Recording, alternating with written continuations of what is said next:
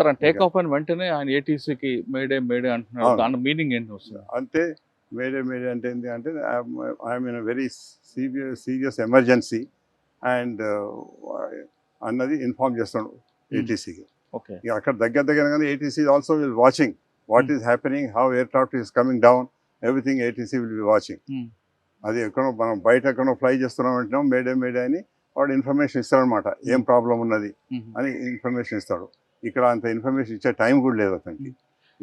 It happen just about maybe 50-60 seconds లోపల అయిపోయింది అనమాట. సార్ రన్వే మీద టేక్ ఆఫ్ అయిన వెంటనే ఎయిర్ లోకి వెళ్లాల్సింది పోయి అది డౌన్ రన్వే మీదకి ల్యాండ్ పొజిషన్ రావడం లేదు, ల్యాండింగ్ పొజిషన్ రాలేదు. అతడు టేక్ ఆఫ్ అయ్యి ఎయిర్క్రాఫ్ట్ నోస్ పైకే ఉంది, అట్లే పైకి పోతారు అనమాట. బట్ సడన్ లో what the pictures what I have seen, it shows that some fire has suddenly came into the aircraft and then the aircraft started sinking down and crashed.